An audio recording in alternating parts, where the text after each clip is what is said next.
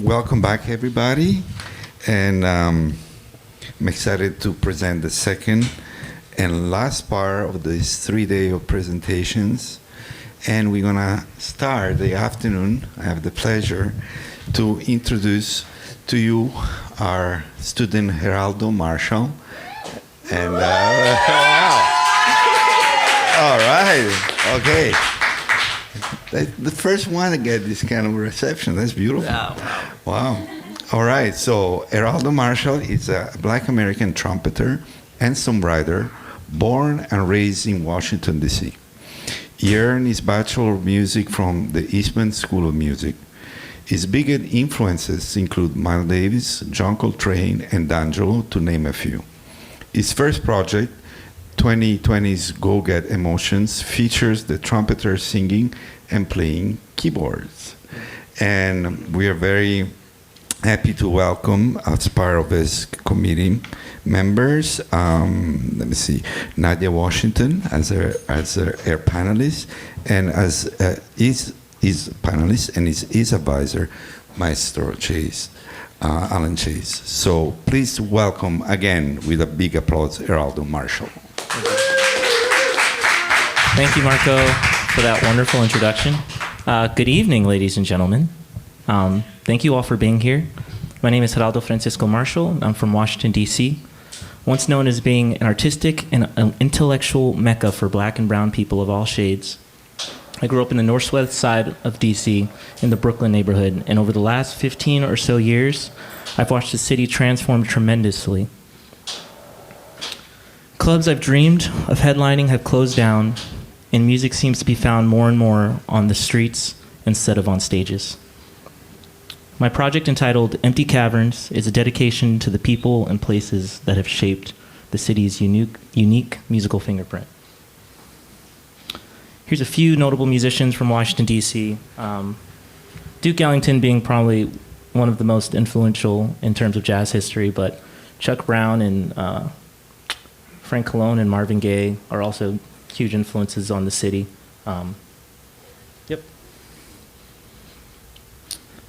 The first tune, entitled Empty Caverns, Where Bohemians Once Lived, is dedicated to Bohemian Caverns, founded below a drugstore in 1926. Bohemian Caverns was considered one of DC's premier jazz clubs. The Caverns is located on U Street, which was once considered Black Broadway for its many theaters, clubs, and venues. The likes of Miles Davis, Nina Simone, Charles Mingus, John Coltrane, and many, many others have graced the Cavern stage.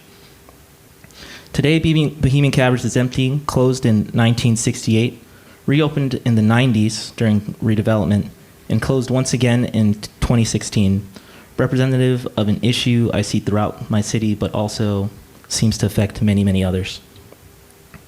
The video you'll see is based around the theme of an empty cave, but you see there is still some life, representative of the ongoing struggle by Davey Yarbrough and Esther Williams to turn the Caverns into a museum/venue for DC's rich musical history. And this slide is just a picture of the door of Bohemian Caverns, which is really cool, very African influenced.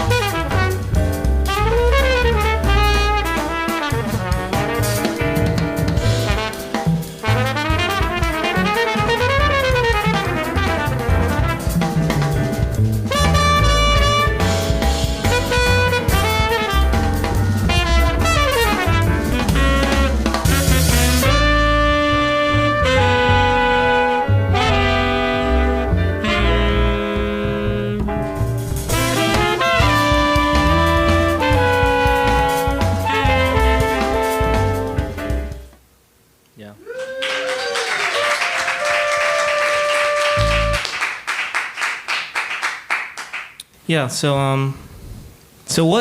Why are the caverns empty? What happened to the people that once filled it? And what happened to DC's Black Broadway? A little history right now. In the mid-1960s, at the height of the civil rights movement, in the midst of mass protests, civil unrest, and raised racial awareness, two pivotal leaders in the fight for black liberation were assassinated. Malcolm X in 1965 and Reverend Martin Luther King in 1968. The assassination of Malcolm X was a tragedy that had already shook the black community to its core. King's death was too much. It sparked riots all over the United States of America. The riots in D.C. were so bad, and my father said he could see the city burning from the Naval Yard where he was stationed. Stokely Carmichael, leader of the Student Nonviolent Coordinating Committee, led protests in the city demanding businesses be shut down in honor of the Reverend King's passing. Unfortunately, blinded by anger and grief, the crowd grew out of control, resulting in 4 days of violence that ended with the National Guard being called in. Thousands were arrested, hundreds were injured, 13 died. Millions of dollars worth of property damage were committed to the city. Black Broadway was burned down and never recovered.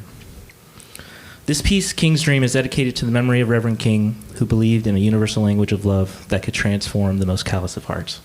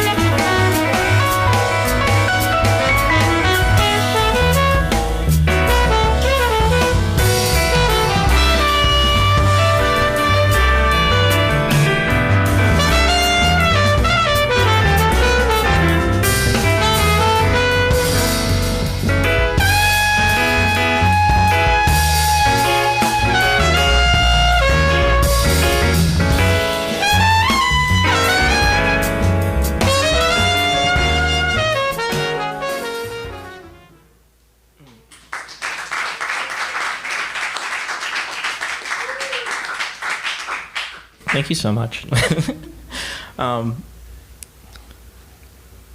Too many have lost too much in the fight for equality. A fight I see as being for humanity itself. So where do we go when it seems our losses outweigh our gains? Where can we find hope? Where can we feel safe? The belief in a higher power has long been used to comfort the hearts and minds of those who suffer.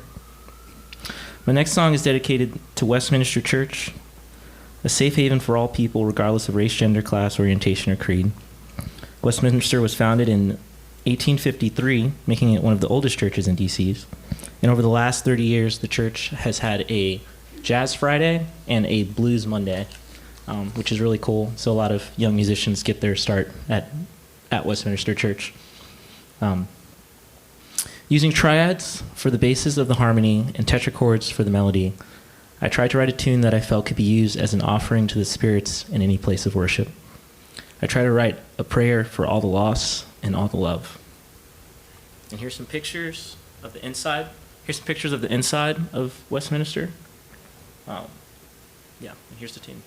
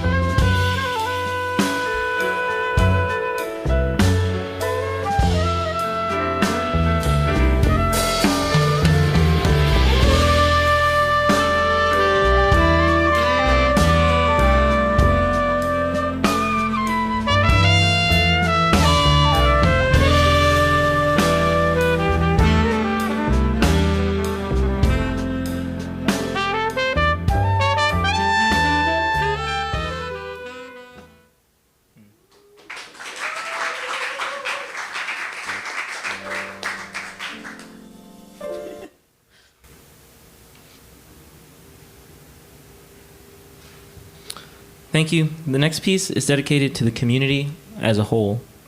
I wanted to write a song that anyone in the DC community could resonate with. I found that sometimes the music called jazz isn't seen as accessible to larger audiences. I'd share my favorite records with friends and it would be difficult for them to listen all the way through. Despite this music being a black art form, it seemed as though the black community had forgotten its connection to the music. The popular black art forms are now based in the worlds of trap, rap, and hip-hop. Not to say that this is a bad thing. Not dissing any of those genres of music. I love those genres of music. But I see all of these musical styles as being interconnected in their intent. And I wanted to remind my community of the contributions of the elders to the current times. This song serves as a reminder that this music was made by the community, for the community. And one place that really inspired me about this song is Mr. Henry's, which is in the southeast part of DC. There's a jam session held there every Wednesday by Herb Scott, who is one of my interviewees. And Herb has just done such an amazing job of making the space super inclusive. Both young and old musicians come to this place to hang out and play, and it's just really nice.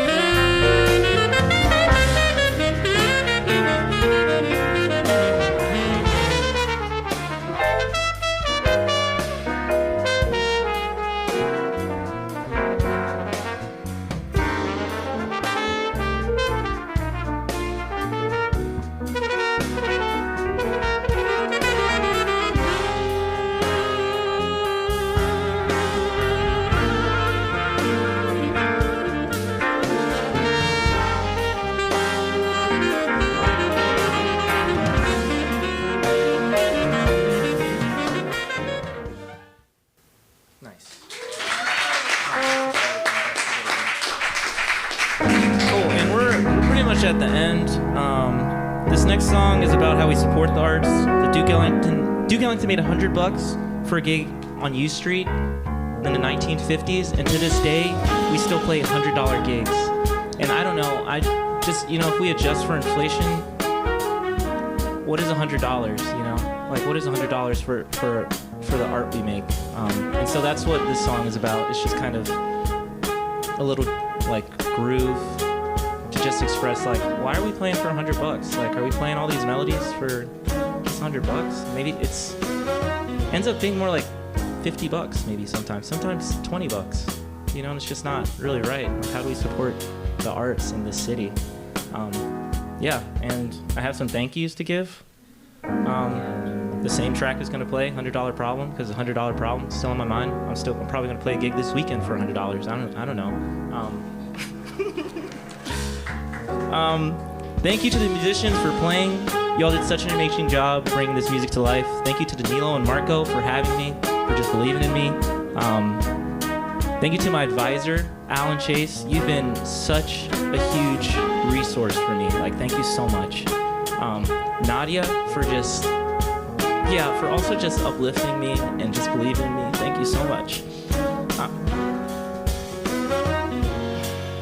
Thank you to my BGJI family. Y'all are so beautiful. And thank you.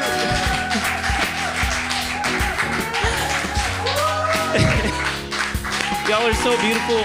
And thank you to my parents. Like, thank you all so much. That's it. Yeah, that's it. Thank you. All right, let's go for Geraldo. Congratulations. Wow. I shed a tear, man. Oh, beautiful. Thank you for that. Thank you. Okay, so we're going to start the second part of the presentation. And as usual, we start with questions from your panel member. Nadia, you're going to be the first one. And then Alan Chase, and then anybody in the faculty. Ron, if you also want to ask a question, please be our guest. Geraldo. Oh my goodness. This turned out to be such a articulate and passionate and informative presentation, and I wanted to congratulate you on this work, and I hope that you continue to spread awareness to this, because of course this is happening in other regions, other important regions that carry strong music culture. And I hope that what you're doing with DC will encourage others in Philadelphia, and even in parts of Dallas and other cities, local communities, to really be conscious about, maintaining and cultivating and keeping live music and art communities alive. So thank you so much for doing this work. The videos are gorgeous. Did you capture? Shout out to Luis Quintera and Cotton Bros Productions. Okay. Both of those production teams, I stole most of their stock. Okay. Their stock images. Right on. There's a really awesome website that Nish actually hit me to called Pexels.com. Uh-huh. And it's kind of, if you've ever used Splice.com, it's pretty much free stock photos and videos that you can royalty free, copyright free. Like, Very cool. Yeah. Resource. Okay, that's good to know, everyone. Wow. So I'd love for you, if you have any more to say about the $100 problem, that song, because I know we ran out of time. Yeah. Could you expound on that? Yeah. So pretty much after the riots in the 60s, white flight happened. A lot of white people moved out of the city, which drove property values down. And with the city having been burned down and looted, and all the arson, so much property damage, like the value of the city plummeted. And in the 80s and 90s, like developers started buying up blocks of property at a time because it was super cheap, and kind of just redeveloping. I know I'm getting into a whole thing right now. No, it's and great. And redeveloping the city. They installed some new metro stations like the U Street station and a couple others. And, you know, it drove rent prices back up kind of in the 2000s when that happened, after all that development. So rent prices go back up, property value goes back up. Property owners are now charging venue owners more to rent their spaces because they're trying to push off those property taxes onto the venue owners instead of paying themselves. And then venue owners aren't necessarily going to pay musicians anything more because they can't really charge their customers more to enter the venues. You know, it's like you're not going to charge someone $50 to see just a random set of musicians, you know. So musicians are still only getting $100 per head per gig. That's just kind of a cycle that the entire city's stuck in. I'm not sure about other cities, but I think it could be happening in other cities. And you would think that a place like D.C. where people can, you know, bills and stuff can be passed, and, you know, we can do things where we can kind of protest or whatever. And, you know, I'm no politician. I don't know what the specific things. Do you see yourself doing that? What do you think? Or is it possible for the community to kind of maybe, you know, go up to the Capitol and say, hey, can we do something about changing the economy for the arts? One of the people I interviewed, Herb Scott, he founded the Capitol Hill Jazz Foundation. And I briefly mentioned him when I mentioned Mr. Henry's, that club, a club where Roberta Flack actually got her start there.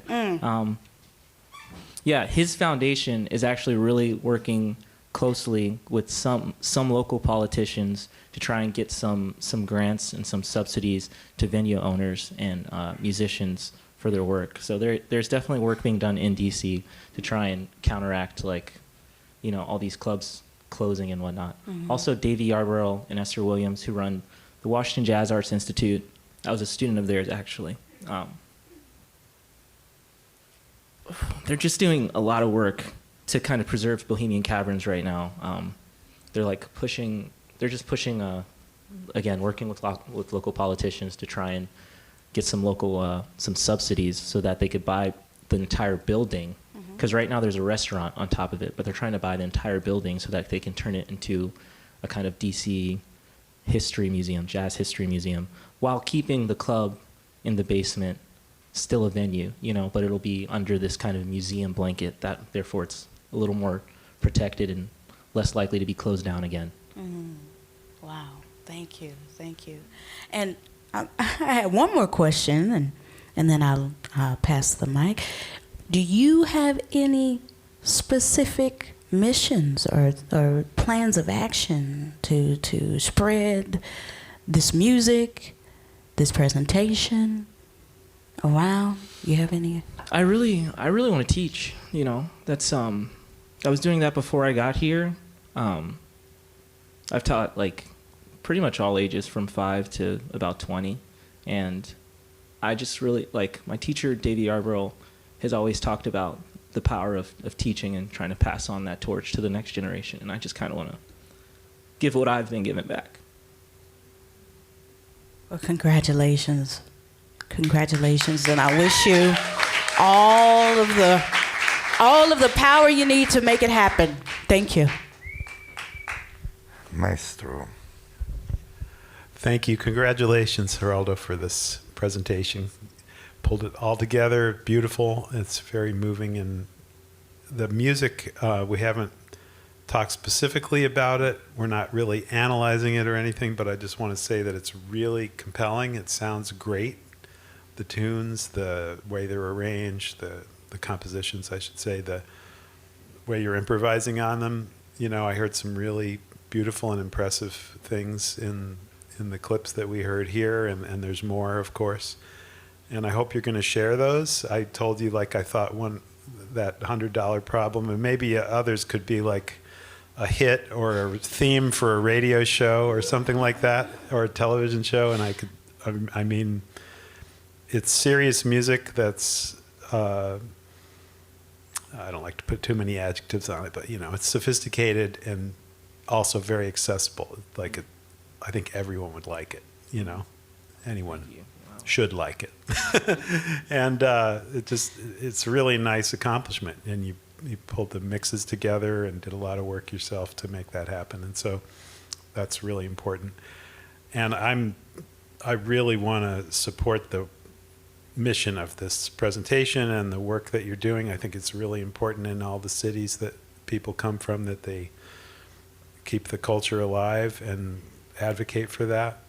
And I hope you'll, one thing I didn't mention this to you before, but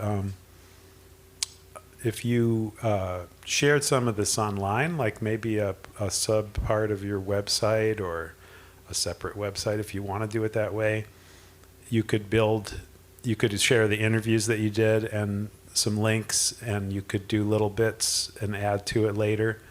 And I bet people would find it and seek it out and learn more about the history of their city or the city they're visiting or moving to. And that would support the mission right there. Plus, you could share some of your music in the process as well. And anyway, it's been a pleasure working with you, and good work. It's been such Thanks a pleasure, a lot. Alan. Thank you. Congratulations.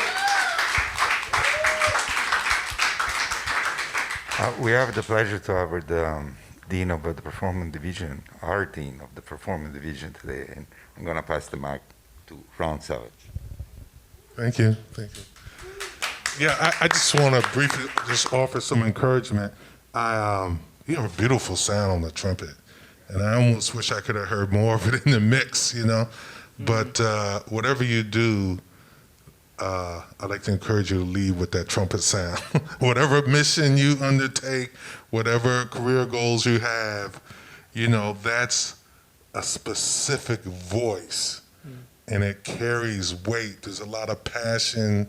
There's a lot of depth and pensive thought in your sound. It's so beautiful. So, you know, never underestimate that part, right? You know, we do it as musicians. We say, I'm not this, I'm not that, but man, that's your sound that's moving.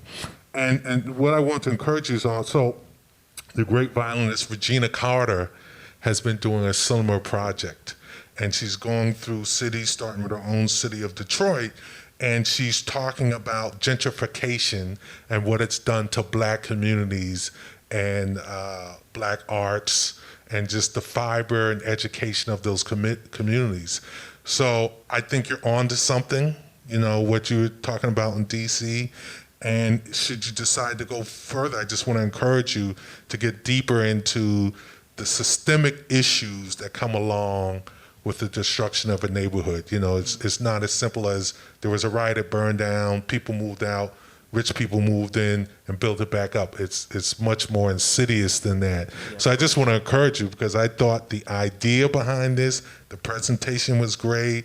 I was happy to see Chuck Brown up there. I know he's old. He was old enough to be your grandfather, so I was happy to see Chuck Brown on your list. And I just, you know, want to encourage you to keep going, because I think this has a lot of merit, this way of thinking, this way of using music and art and culture and thinking about it. I think it can mean a lot to the world and the community. So thank you, but certainly whatever you do, lead with that trumpet sound. Thank you. Thank you, Ron. Yeah, I want to be very brief, but you know, I'm very touched by you today, and I sort of resonate with everything that they say about your music. And I want to add that, you know, you showed today what a beautiful soul you have, and I think that really come across in your music. That's what I felt in every single composition. Your music is very soulful, and so connected with your spirit, and I think that you're exiting this year in the most soulful, beautiful way. So I want to really congratulate you on that, Geraldo. Thank you for showing that to us. Thank you. Gerardo, congratulations, my brother. The sound is coming through. Yes. Yes. And I'm glad, that, Ron, you commented on this sound. We've been talking about that. It's in the sound. I just had to say a couple of things. First, there's a couple of the pieces that I will review the mix because the piano seemed loud and comping, and it went over the trumpet a little bit. Music, you're coming through, man, with this sound, and the music is beautiful. I like the take of this part of your journey. What I would start another chapter where that you answer your, with another question that it would have to do more with why jazz will always be relevant to go on that mission, because we need it more than ever right now. What are a country without the history is a country without a soul. You see, and that's why people like you need to take charge and go on with that sound and change people's lives. Tell them what's happening. All right? The other thing I had to tell you is like, I give this quote of Maya Angelou to somebody else in the class, and I need to repeat it to you. Maya Angelou said, if you always try to be normal, you might miss in how amazing you are. Thank you.